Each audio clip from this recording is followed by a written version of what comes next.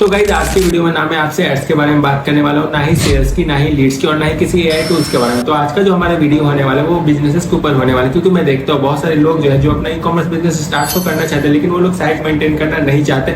इनमें से काफी सारे स्टूडेंट्स हैं जो कि साइट्स का झंझट पढ़ना नहीं चाहते। इवन मुझे इस बारे में काफी सारे डीएम्स और काफी सारे कमेंट्स भी आ चुके, तो मैंने सोचा क्यों ना इस बारे में जो है एक डिटेल वीडियो बना दे जिससे कि सभी की हेल्प हो जाए। तो आजकल आप देखते हो इंस्टाग्राम और फेसबुक पे ज्यादा आपको एथेनिक वेयर के एड्स दिखते हो। एथेनिक वेयर में आपका आ जाता है kurta set, formal gown, saris, children clothes, यानी कपड़े के जितने भी आइटम है वो सारे एथेनिक वेयर के अंडर में आते हैं। और इसमें जो सबसे बड़ा इशू होता है वो साइट मेंटेन करने का होता है। और ये जितने भी कपड़े के ऑनलाइन बिजनेसेस देखते हैं वो सारे ब्रांड्स करते हैं, क्योंकि उनको साइज का प्रॉब्लम नहीं होता, उनके पास सारे साइज अवेलेबल होता है। चाहे ऑर्डर एम पे आए, एल पे आए या फिर एक्सेल या फिर डबल एक्सेल पे आए, वो लोग सारे ऑर्डर को फुलफिल कर देते हैं, क्योंकि ब्रांड्स क्या करती है अपने प्रोडक्ट्स खुद बनाते हैं, इसलिए उनके पास सारा साइज अवेलेबल होता है। इस वजह से उनको प्रॉब्लम नहीं होती। बट आप इस कैटेगरी में डील करना चाहोगे तो जब तक आप अपने प्रोडक्ट को खुद मैन्युफैक्चर नहीं करोगे तब तक जो है आप ऑर्डर फुलफिल नहीं कर पाओगे, जिस वजह से आपको आगे जाके बहुत प्रॉब्लम होगी। मीन्स ये बिजनेस को आप कर ही नहीं पाओगे। तो अब चलते हैं ऐसे बिजनेसेस की तरफ जहां ना आपको साइज की प्रॉब्लम हो और ना ही आरटीओ की यानी रिटर्न्स की। तो अब चलते हैं ऐसे बिजनेसेस की तरफ जिसमें आपको साइज मेंटेन नहीं करना पड़ेगा। तो फर्स्ट है हमारा वुमेन पर्स। इसमें आपको साइज मेंटेन नहीं करना पड़ेगा, बस आपको ज्यादा क्वांटिटी में प्रोडक्ट्स को रखना है जिससे कि आप ऑर्डर आने पर उसको तुरंत फुलफिल कर पाओ। इसमें आपको बहुत सारे कैटेगरीज मिल जाएंगे, hand bag, shoulder bag, clutches, cross bag bags, fashion bags और भी बहुत सारे। सेकंड है हमारा ज्वेलरी का बिजनेस। इसमें भी आपको बहुत सारे कैटेगरीज मिल जाएंगे, नेकलेस हो गया, ईयर रिंग्स हो गया, पेंडेंट्स हो गया, चेन्स हो गया, ब्रासलेट हो गया, रिंग्स हो गया, नोज रिंग्स हो गया एंड और भी बहुत सारे। थर्ड आ जाता है हमारा home decor product. Fourth number पे आता है kitchen related products. Fifth number में आ जाता है ब्यूटी प्रोडक्ट्स। 6 नंबर के कैटेगरी में आ जाता है आप टॉयज सेल कर सकते हो, जिसको कि बच्चे लोग जब एड्स में देखते हैं तो वो लोग उसको लेने की जिद पकड़ लेते हैं। सातवां जो हमारा कैटेगरी है वो हेल्थ रिलेटेड है। अगर आप एक हेल्थ कोच हो तो आप अपने इंस्टाग्राम को ऑप्टिमाइज करके उससे भी पैसे कमा सकते हो। अगर आप योग सिखाते हो यानी योगा सिखाते हो तो आप लोगों को योगा सिखा के पैसे कमा सकते हो। उसके बाद साथ साथ आप सप्लीमेंट भी बेच सकते हो अगर आप वेट ट्रेनिंग करते हो या फिर वेट लॉस की एक्सरसाइजेस बताते हो। 8वें नंबर पे आता है पेट प्रोडक्ट्स, यानी आप एनिमल्स के फूड बेच के भी पैसे कमा सकते हो और साथ साथ आप डॉग के कैटेगरीज भी इसमें बेच सकते हो। लेकिन इस कैटेगरी में डील करने के लिए आपको लोगों को इमोशंस के साथ कनेक्ट होना पड़ेगा। जब आप अपनी एड कॉपीज बनाओगे तो आप उसमें इमोशंस और फीलिंग का यूज करोगे, तब जाके आप इस कैटेगरी में सक्सेस हो पाओगे, इस कैटेगरी के प्रोडक्ट्स को आप सेल कर पाओगे। 9th नंबर पे मैं ले लेता हूँ आर्ट्स को, यानी आप ड्राइंग्स को भी यहाँ पे सेल कर सकते हो। 10 नंबर पे मैं ले लेता हूँ बुक और टॉयज को। और कैसी बुक और टॉय? जिसमें कि बच्चे की मैथमेटिक्स दी हो और बच्चे उसको सॉल्व करें, जिससे कि उनको सॉल्व करने में मजा आए और साथ साथ जो है आप इस प्रोडक्ट को सेल भी करते जाओ, क्योंकि इस प्रोडक्ट में जो है आपको बहुत अच्छी मार्जिन मिलने वाली है। अब वीडियो में आगे बढ़ते हैं और बात करते हैं कस्टमर रिलेशनशिप मैनेजमेंट की। अगर आप इसमें से कोई सा भी बिजनेस स्टार्ट करते हो या फिर अगर आपका कोई अदर बिजनेस है या फिर आपके माइंड में कोई और आइडिया है, आप कोई भी बिजनेस स्टार्ट करते हो तो मेन उसमें इंपॉर्टेंट बात क्या होता है, आपके बिजनेस में लगातार सेल्स आना। अगर लोगों को जो है सेल्स नहीं आती तो वो लोग क्या होते हैं, यहीं पे फंस जाते हैं, यहीं पे उनका बिजनेस जो है प्रॉपर स्टक हो जाता है। इस प्रॉब्लम का सबसे बड़ा सॉल्यूशन है ईमेल मार्केटिंग और व्हाट्सएप मार्केटिंग। आज आप बिजनेस स्टार्ट करते हो तो आप सेल्स कहाँ से लाओगे? आप फेसबुक पे ऐड रन करोगे, इंस्टाग्राम पे ऐड रन करोगे, लेकिन एड्स को रन करने के लिए भी तो आपके पास पैसे होने चाहिए, यानी एड स्पेंडिंग बजट आपके पास होने चाहिए। चलो मानते हैं आज आप बिजनेस स्टार्ट करते हैं, 6 मंथ तक एड को रन करते हो, 6 मंथ में आपके पास बहुत सारी ऑडियंस आती है और आपकी प्रोडक्ट जो है वो सेल भी हो जाती है। लेकिन जो 6 मंथ में आपके पास ऑडियंस आती है, आप तो चाहते हो कि वो ऑडियंस जो है मेरा फिर से प्रोडक्ट बाय करो, यानी आप ऑर्गेनिक सेल इसमें कैसे लाओगे? तो इसका सबसे बड़ा जो आंसर है वो है व्हाट्सएप। और वो भी कौन सा व्हाट्सएप? WhatsApp API. सपोज करते हैं आपके पास बहुत सारे कस्टमर हो गए या फिर आपके पास कस्टमर की लिस्ट है, तो आप सिंपल व्हाट्सएप से या फिर बिजनेस व्हाट्सएप से 1000 लोगों को तो मैसेज नहीं कर सकते, ना ही आप उनको अपने प्रोडक्ट्स भेज सकते हो और ना ही आप उनको अपने प्रोडक्ट्स के कैटलॉग बना के सेंड कर सकते हो। इसके लिए आपको व्हाट्सएप एपीआई यूज करना पड़ेगा। और अगर आपको अपने बिजनेस को स्मार्ट तरीके से चलाना है, एक छोटे बिजनेस से बड़ा ब्रांड आप बिल्ड करना चाहते हो, तो आपको स्मार्ट वर्क करना पड़ेगा। लेकिन स्मार्ट वर्क करने से पहले आपको स्मार्ट मैन बनना होगा। आपको अपना बिजनेस माइंडसेट को बिल्ड करना पड़ेगा। लोग क्या करते हैं, बिजनेस तो स्टार्ट कर लेते हैं और सोचते हैं पहले दिन से ही हमें सेल आने लगे, तो ऐसा होने वाला नहीं है। लोग सोचते हैं कि पहले दिन से ही हमारे पास जो है ग्रोथ आनी स्टार्ट हो जाए। अगर आप ऐसा माइंडसेट रखोगे तो आप कोई भी बिजनेस रन नहीं कर पाओगे, किसी भी बिजनेस में आप एट द एंड फेल ही हो जाओगे। अब बात करते हैं बिजनेस माइंडसेट की। एक बिजनेस माइंडसेट कैसा होना चाहिए? फर्स्टली तो आपका लॉन्ग टर्म विजन होना चाहिए, क्योंकि अगर आप कोई भी बिजनेस स्टार्ट करते हो तो वो 2 महीने में ग्रो नहीं होता, 4 महीने में ग्रो नहीं होता, 6 महीने में ग्रो नहीं होता। एक बिजनेस को ग्रो होने में सालों साल लग जाता है और इस बीच आपको कई सारे उतार चढ़ाव आएंगे। कभी आपका बिजनेस अप जाएगा, कभी बहुत ज़्यादा डाउन आएगा, कभी आपको बहुत सारी सेल्स आ जाएगी, कभी सिर्फ नेक्स्ट मंथ 10% की सेल आएगी। लेकिन एक राइट बिजनेसमैन वही होता है जो कि सारी प्रॉब्लम्स को फेस करके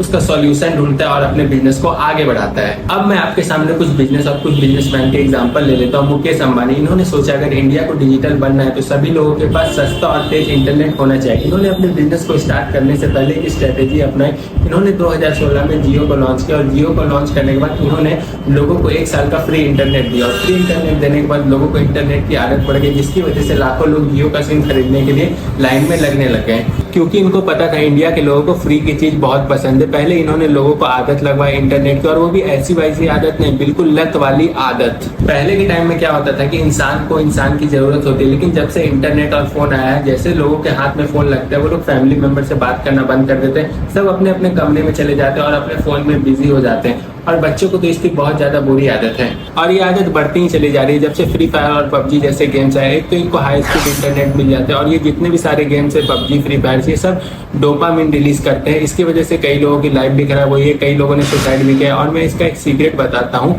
कि इसमें क्या होता है कि अगर आपको गेम में लेवल को अप करना है तो आपको यहाँ पे चीजें खरीदने पड़ती है। और एक और इंटरेस्टिंग डार्क सीक्रेट मैं आपको बताता हूँ। इन गेम्स ने क्या किया है, इन गेम्स ने एप्पल को कॉपी किया है। अब बताता हूँ कैसे। जैसे एप्पल के मैक में आपको सब कुछ बाय करना पड़ता है, सेम उसी तरह इस गेम में आपको लेवल अप करने के लिए सब कुछ खरीदना पड़ता है। अब बात करते हैं जियो की जीत की। पहला है हाई स्पीड इंटरनेट और कॉलिंग, इसकी वजह से लोग इसकी तरफ अट्रैक्ट होते चले गए। दूसरा है 4G नेटवर्क, जिसने की भारत को 4G से जोड़ दिया। उसके बाद है लो प्राइस प्लान, जिसने कॉम्पिटिटर को अपने दाम को कम करने के लिए मजबूर कर दिया। इस गेम में काफी सारी सिम कंपनियां बंद भी हुई। फिर इनका डिजिटल इकोसिस्टम लाइक जियो टीवी, जियो सिनेमा, जियो सावन, जियो फाइबर जैसे सर्विसेज। लेकिन अब इन्होंने जियो फाइबर को हटा के एयर फाइबर लगाना शुरू कर दिया, क्योंकि जियो फाइबर में जो कनेक्शन दी जाती थी वो वायर से दी जाती थी। कभी कभी वायर टूट जाता था तो लोगों को काफी प्रॉब्लम रहती है, तो इसने इसका सोल्यूशन निकाला एयर फाइबर। उसके बाद इनका पार्टनरशिप फेसबुक, गूगल को रन करने वाले जैसे बड़े इन्वेस्टर ने इसमें पैसा लगा और कुछ ही सालों में जियो इंडिया का नंबर 1 नेटवर्क बन गया। और डेटा यूजर देश की बात करें तो दुनिया का सबसे बड़ा डेटा यूजर देश जो है वो अभी भारत बन चुका है। और इंटरनेट इतना सस्ता हुआ कि लोग गांव भर में YouTube, Instagram, Facebook, online business, digital payments का यूज करने लगे। जियो सिर्फ टेलीकॉम नहीं बल्कि ब्रॉडबैंड, OTT एप्स, रिटेल और डिजिटल इंडिया के विजन को आगे बढ़ा रहा है। मुकेश अंबानी और जियो की स्टोरी एक रिस्क मैनेजमेंट, विजन और एग्जीक्यूशन का बेस्ट एग्जांपल है। अब एक और पर्सन की बात कर लेते हैं जिनका नाम है गौतम अदानी। बेसिकली ये इंपोर्ट एक्सपोर्ट का बिजनेस है इनका, और साथ साथ ये पोर्ट और लॉजिस्टिक का भी बिजनेस चलाते हैं। बात करते हैं इनके सक्सेस की, कौन कौन से बिजनेस को करके ये सक्सेस हुए। इंफ्रास्ट्रक्चर फोकस इन्होंने देश के हिसाब की जरूरतों से किया। रिस्क टेकिंग एबिलिटी, इन्होंने बड़े प्रोजेक्ट्स उठाए जहाँ दूसरे बिजनेस हिचकिचाते थे। उसके बाद इन्होंने गवर्नमेंट प्रोजेक्ट में पार्टनरशिप लिया और बड़े पैमाने पर डेवलपमेंट में हिस्सा लिया। वर्टिकल इंटीग्रेशन, इंपोर्ट से लेकर ट्रांसपोर्टेशन, स्टोरेज, पावर जनरेशन को भी खुद अपने कंट्रोल में लिया। और आज के टाइम में ये इंडिया के सबसे बड़े पोर्ट इंपोर्टर हैं। उसके बाद इनका एयरपोर्ट बिजनेस, भारत में कई एयरपोर्ट जैसे मुंबई, लखनऊ, अहमदाबाद की एयरपोर्ट्स इनके पास हैं। एनर्जी सेक्टर, कोयला, रिन्यूएबल एनर्जी और पावर ट्रांसमिशन में बड़े पैमाने पे पकड़। उसके बाद है FMCG brand like Fortune, food और ग्रोसरी प्रोडक्ट्स। उसके बाद भी बहुत सारे बिजनेसेस और company, Zomato, Swiggy, food company. Even मैंने यहाँ तक कि जोमेटो का जो एक ब्रांच है यूपी में, उसके लिए मैंने एड्स रन करा था for the purpose of delivery boy. यानी वो लोग कुछ कुछ सिटी में फूड डिलीवर नहीं कर पाते थे, इसलिए उन्होंने मेरे से डिलीवरी बॉय का एड्स रन करवाया। तो ये सभी जो बिजनेसेस है उनको स्टार्टिंग में बहुत सारी प्रॉब्लम आई थी, उन्होंने भी बहुत स्ट्रगल झेला, तब जाके वो लोग आगे बढ़े। और ई कॉमर्स कैटेगरी में तो आपका लॉन्ग टर्म विजन होना चाहिए, तभी आप ग्रो कर पाओगे।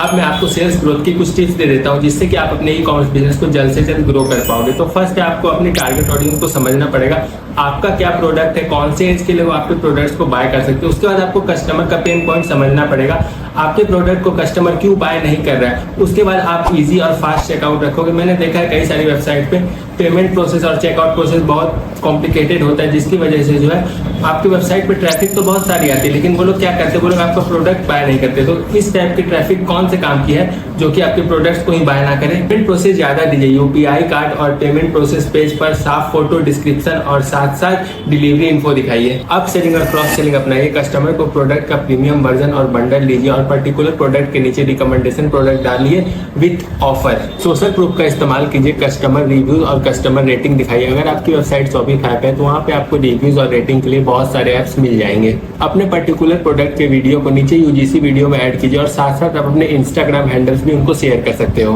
माइक्रो इन्फ्लुएंसर से प्रोडक्ट प्रमोट करवाइए और दोबारा खरीदने वाले कस्टमर पर ध्यान दीजिए। ये कैसे करेगा आप, ईमेल मार्केटिंग और व्हाट्सएप मार्केटिंग के थ्रू अपडेट और ऑफर कस्टमर को सेंड कीजिए और साथ साथ लॉयल्टी प्रोग्राम, कूपन भी आप उनको दे सकते हो। डेटा एनालिटिक्स का इस्तेमाल कीजिए आप। इसमें आप क्या क्या ट्रैक करोगे? पहला है कन्वर्जन रेट, कितने लोग आपके वेबसाइट पे आए, कितने लोगों ने आपके वेबसाइट से प्रोडक्ट को ऑर्डर किया। उसके बाद है average order value, highest order आपको कितने पैसे की आई है। उसके बाद है अबंडन कार्ड, अगर कोई कस्टमर आपके वेबसाइट पे आता है, प्रोडक्ट कार्ड में ऐड करता है और फिर एग्जिट हो जाता है, तो वो अबंडन कार्ड के कैटेगरी में आता है। उसके बाद आप रीटारगेटिंग के ऐड चला सकते हो कन्वर्जन रेटिंग को बढ़ाने के लिए। इन अकॉर्डिंग टू यू आपके वेबसाइट पे ज्यादा क्या एक्टिविटी हुई है, ज्यादा पेज व्यू हुआ है या फिर ज्यादा ऐड टू कार्ट हुआ है। तो आज का वीडियो काफी अलग था, इसमें मैंने आपको सेल्स टिप्स भी दिया है, क्योंकि मैं चाहता हूँ इस चैनल पे बिजनेसमैन के साथ साथ जिनको सेल्स के बारे में सीखना है, जिनको मार्केटिंग सीखनी है, वो सारे लोग भी इस चैनल पे आए। तो आशा करता हूँ कि आपको वीडियो पसंद आया हो, तो आप फटाफट से चैनल को सब्सक्राइब कर दीजिए और इस वीडियो को आप उन दोस्तों के साथ शेयर कर दीजिए जिनको मार्केटिंग और बिजनेस के बारे में नॉलेज लेना है।